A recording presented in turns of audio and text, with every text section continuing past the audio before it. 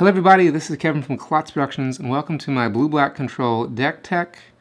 This is my current build. I took this deck to SCG Columbus this weekend. Went 5-4, I had some bad losses, but I guess it's alright. I wasn't too happy about it, but 5-4 is a little bit above average, I guess. The deck is slightly different, like it had one more Liliana, had another Baral. The lands were a little different, the sideboard was a little different. But I figured I would show you the updated version rather than that one because I figured you would be more interested in seeing the more solid deck, I guess. Anyway, let's go ahead and get into it. First of all, I'm going to give you a rundown of the list, and then I'll let you know what I'm using each card for and how they work. So, first of all, we got 4 Torrential Gearhulks. We have 2 Baral, Chief of Compliance. We have 1 Kalitas, Traitor of Ghet. We have 2 Liliana, the Last Hope. We have an Jace, Unraveler of Secrets. We have 4 Glimmer of Genius. We have 3 Anticipates. We have a single Confirmed Suspicions over here. We have 3 Disallows. We have 3 Negates. 3 Murders. 3 Grasp of Darkness. A Fatal Push, and 2 Ruinous Path. For the lands, we have 1 Blighted Fen in the main deck. 8 Swamps and 8 Islands. And then we got our dual lands. We got 4 Sunken Hollows, 4 Choked Estuaries, and 2 Submerged Boneyards. So I'll start with the lands. The lands are pretty basic. I run 27, so it's basically 26 lands plus a land that's kind of a spell. I'll get a little more into that later. Obviously, from our creatures, we have Gearhulk and Baral and Kalitas. So Gearhulk, this is our big win conditions. Going to be how we win most games. And it's pretty much our only win condition. Baral and Liliana can do a little bit. Sometimes you'll get an ult on Liliana, but mainly this is our win condition right here. So this is what we want to be protecting. And the idea here is we just want to control them, kill other stuff, counter other spells, obviously. And then we get value off Gearhulk. So we can Glimmer of Genius, draw 2 cards, and then Torrential Gearhulk into Glimmer, draw 2 more cards and get a dude. Lots of value. Obviously we can hit counter spells. If we hit a Confirmed Suspicions off of it, that's great because we can Confirm Suspicions on turn 5, 3 clues, and then another Gearhulk for another counter, 3 more clues. It's the greatest feeling ever if you ever do that. Tons of value right there. If we play in removal, we're going to keep our Negates up to protect our Gearhulks. So into Baral, he's been kind of underwhelming. He's just kind of an all-around card.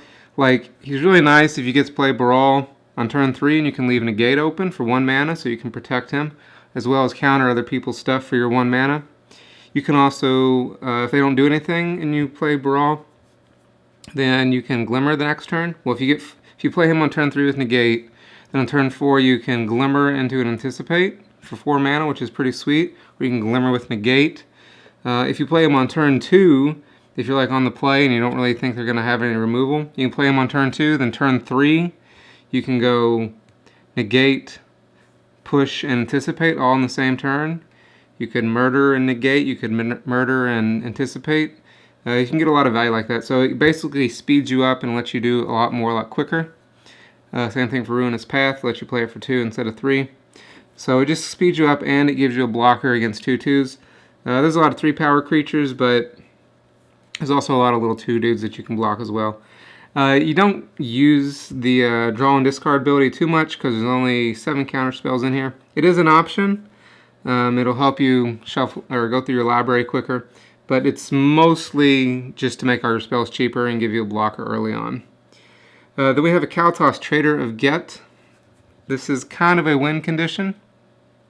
He 3/4 obviously lifelink, so he can help clog up the board and give you some life. You don't really want to play him on turn 4. You want to play him with Negate mana open. So if you have a Baral open, you can play him on turn 5. Otherwise, you're going to be playing him on turn 6 or 7 to have your Negate or your Disallows open to protect him and keep them from doing other stuff. So obviously he's there. He's great against Scrap Heap Scroungers because if you kill their dudes, you exile them. I got more removal on the board, but I got the 7 in the main, so you can play him, kill a dude at the same time, get yourself a zombie, get a lot of value. You can kind of win off of him if you need to. So he's just a 1-of in the main deck. 2 Liliana, the Last Hope. She's just kind of an all-around card. She'll kill the little dudes, like the guys with 1 toughness, so if against vehicles, it's pretty good.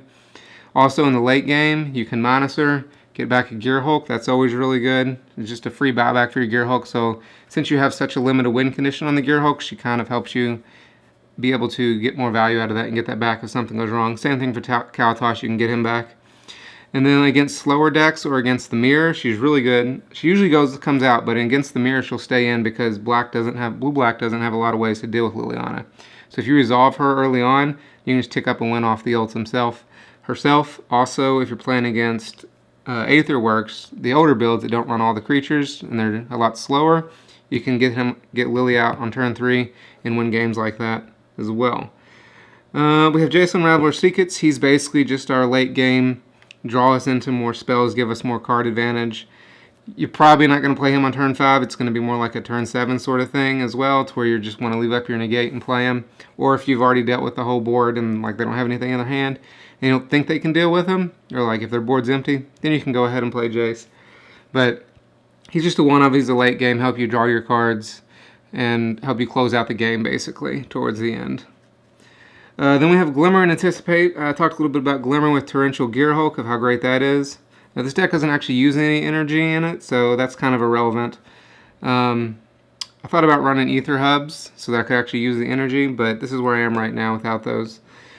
The basically draw 2 cards, like over in the Anticipates, like if you're going to come off the Gearhulk or if you're going to play, choose one or the other. The Glimmer lets you look at 4 cards. The Anticipate only looks at 3. So that's something to keep in mind, because if you can Glimmer, look at 2, put them on the bottom, get 2 more. So if you're trying to dig for something, Glimmer is going to get you deeper. Anticipate's basically just to smooth out your draws. Now, I was watching the blue-black list. They got 15th at SCG Columbus. They had no Anticipates in any of the 75 cards. So it's really just to kind of smooth out the draws. It doesn't give you any card advantage in itself, but it helps you dig deeper and find the things that you need. And also with the Baral, it's 1 mana, so it just helps you fix things. A lot of times you might be looking just to get your land drops off of it. But usually when I sideboard, Liliana, Barals, and Anticipates come out, but I'll talk more about that when I get to my sideboard. Alright, so for our counter spells, obviously we have Disallow, Negate, and Confirm Suspicions. I've talked about those some a little bit. Negate, like I said, this is going to be used to protect your dudes. It's going to be used to counter Gideons, importantly. It's going to be used to counter your Saheelis. So if they're on the play, turn 2, you can negate their Saheeli when they play it. Also, like I said, you can use it to counter Gideons for 2 mana as opposed to 3, which makes a big difference. You can get away with playing your Barals on turn 3 and still negate their Gideons if they're on the play. I have a 4th one of these on the board. It pretty much always comes in when I bring the other stuff out, but that's what Negate's for. Disallow, now the reason we're using Disallow over instead of like Void Shatter or something, obviously it's going to counter anything. The 2 blue we can get away with because we're just blue-black. You don't get the exile effect, but the ability to counter activated abilities is very relevant because this deck has so much trouble against Planeswalkers that you can use the Disallow to counter a Planeswalker's ultimate. So say they had a Lily up, minus her for 7 to kill her, you counter the ultimate and you basically just kill Liliana for free. Same thing for Gideon. If they play Gideon and immediately minus 4 him, you can use the Disallow for it. Of course, if they were going to play Gideon, you would just Disallow it anyway if it was in your hand. But say they made a dude, and then the next turn you had Disallow open because your lands were tapped the turn before, then they go to use his ultimate, you can Disallow it, they get rid of the Gideon, and they don't get their emblem. So for the Planeswalker interactions is why I decided to go with the Disallows instead.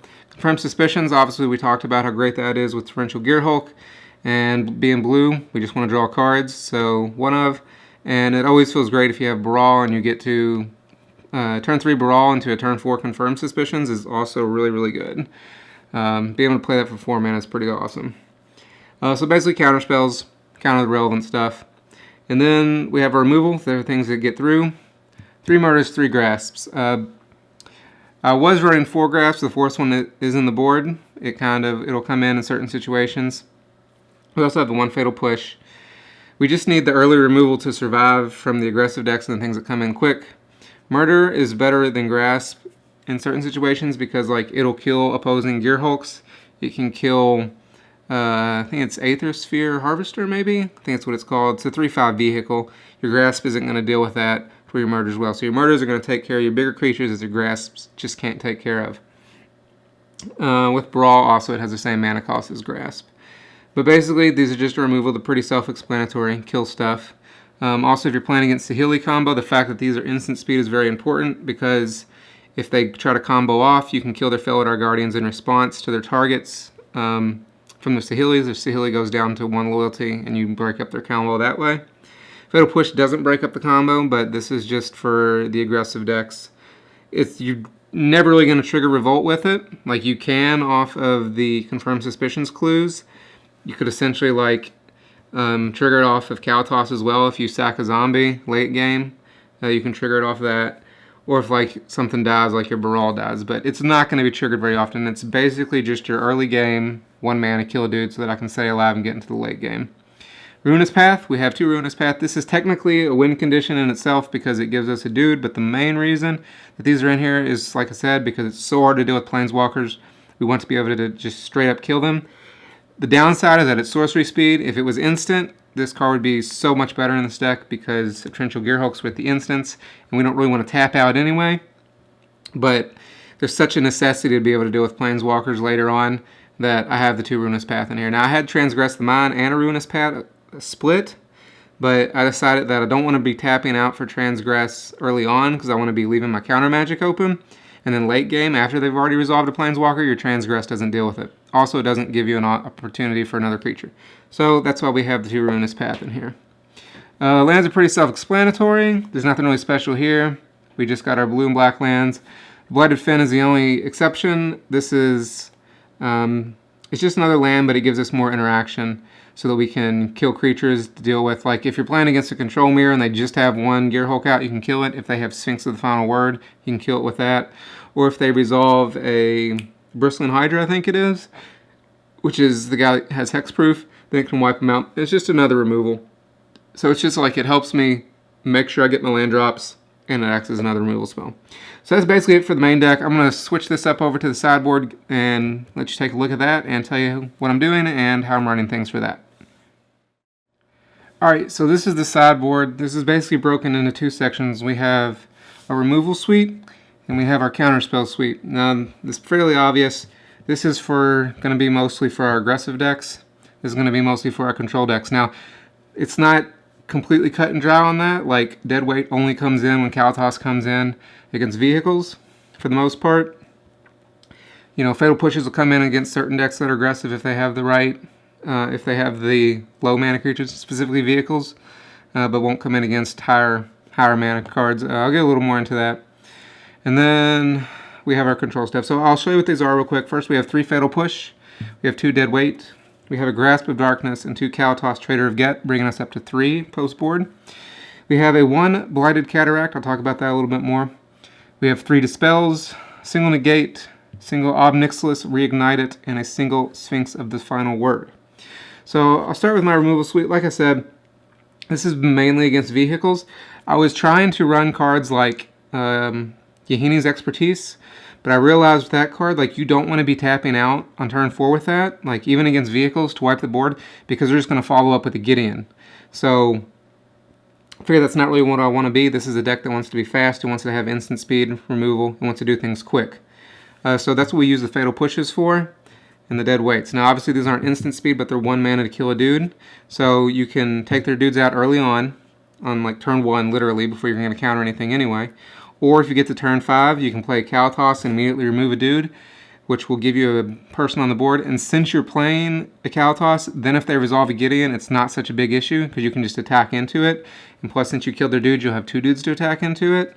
And you could possibly just remove their dude and kill the Gideon anyway, so it puts pressure back on them. So that's why it's okay to play Kalitas as opposed to Yahini's, is because it's going to give you the ability to fight the Gideon if it resolves. So that's how it comes up for vehicles. Obviously, against black-green aggro, the Deadweights won't come in, but the pushes will, because it'll kill your Walking Ballistas, it'll kill your Constrictors, I think is what they were called. And I think there's some other, it'll like kill Grimflayers and stuff like that. So Fatal Push come in against the really fast, aggressive decks like that. Grasp obviously comes in, it's the 4th one. It'll come in against the Saheeli combo as well. The other push will come out against the Saheeli combo. The Grasp will come in, simply because it can deal with Felidar Guardian, where Fatal Push can't without the trigger, which is very relevant. Obviously, Deadweight wouldn't come in against that deck either. I have specific sideboards for certain things that I've got all written down and planned up. That's just a general idea. Then as far as the control suite, like I said, if we're playing against the Hilly combo, the control, like the Jeskai control version, not the mid-range version, but the control version, we want to bring in our Dispels, our Negates. I think we bring in Sphinx, I don't remember, and Blighted Cataract. Now what we do is we go up to 27 lands, or we have 27, we go up to 28 lands against the control matches, because we just want to make sure we do not miss our land drops, because in those matches there's a lot of early games, which is land go, land go, land go, and if you miss your land drop, then you'll be the first one to discard a card, which you don't want to be doing, and you just don't want to miss your land drops anyway, because you want to. It basically is going to come down to being able to resolve a spell and fight a counter war. Now I had other cards like Transgress the Mind and stuff in here, but I took those out because the same thing. You don't want to be playing them early on, and their sorcery speed. I figured I would rather just be able to, like the decks they'd come in against is control, and I figured I would rather just have the Dispels to be able to win those counterspell fights. So like I said, we go up to 28 lands, don't miss our land drops, plus it's an extra card draw. This is actually a tech I got from, I forget his name. There's a guy that got 15th at SCG Columbus playing Blue-Black Control. And he talked about this. I think it was, I can't remember his name. But anyway, he was playing Blighted Cataract for that. That's what he was doing. He'd go up to 28 lands against those decks. It gives you an extra draw spell in the late game. Make sure that you don't miss your land drops. And then with the Dispels, the reason we have the Dispels in there is so that we can win those counter fights. So in those control matches where it comes down to trying to resolve a spell, and like I'll play a dude or spell, and then you'll play a Negate, and then I'll play a Negate, and then you'll play a Dispel. Being able to get that last counter for that 1 mana is very relevant. Plus, when you're trying to fight over combos, like if you're playing Sahili decks, you go to Grasp, they Dispel in response, you can Dispel in response. So just the ability to be able to win those counter battles for 1 mana is why this is very relevant. And is why these come in. Negate will pretty much come in every single match. Like the 4th one, it's not in the main deck because the other stuff like the Barals and the Lilianas and the Anticipates. But after Sideboard, from what I've seen, I'm pretty sure I bring in Negate every single match, because it's going to counter your Planeswalkers, it's going to counter removal spells, and there's just a lot of things that it can hit. Like, if you're playing against an aggressive deck, like, say, Black-Green Delirium, then it's basically going to be used to counter their removal spells, to protect your, like your Kalitases, your Barals, to protect your Lilianas if they try to remove them with something, from things like To the Slaughter, and it's going to protect your Torrential Gearhulks. Which is why I have 3 in the main deck anyway, but that's why they come in against aggressive, and then obviously they come in against control decks because you're trying to win those counter fights. Then these are also 4 control decks as well. The reason I have an Ob Nixilis as opposed to a Jace in the main, or I have a Jace in the main and an Ob in the board, as opposed to the other way around, is because Jace is going to smooth up your draws easier because of the Scribe, and also because he doesn't hurt you. The Ob Nixilis isn't where you want to be against an aggressive deck. Like, if you're playing an aggressive deck, you're not going to get him till later on anyway, and then when you do play him, your life might be low, and you don't want to ping yourself to death. So that's why he's only in the sideboard, because he comes in against the slower decks, maybe the more mid-range decks and the control decks. But he does give you another win condition to where Jace isn't a win condition. So that's good against control. And then obviously Sphinx is against control as well. I haven't been too impressed with him yet, but I still feel like he's a necessity that needs to be in there, especially against the mirror matches. Because once he comes down against the mirror match, I think they literally... They have like Blighted Fen to deal with them, or if they have like To the Slaughter to deal with them. It's the only way to deal with them. If you're playing against Blue-Red Dynavolt, from the list that I've looked at that got like 13th, I think it literally has no answer to this card main deck or sideboard. So if it comes down, they can't do anything against it, and they can't win counterfights. That's also why he's relevant, is because they can't win counterfights. So if you get him on the board, and then they try to fight over something, they can't. So that is basically the rundown for the sideboard. It's pretty much where I am, how I'm thinking about for certain things and certain matchups. So I think that is it. I hope you all enjoyed this deck tech. Leave me comments what you think of the deck, what you think, possibilities for things to change, because this is ever-evolving deck as the meta shifts and that sort of thing. I'm sure it will not stay like this exactly forever, but this is where it is right now. Anyway, I hope that was useful. I hope you all enjoyed it. Feel free to try out the deck, test it if you like it, and I will talk to you all later.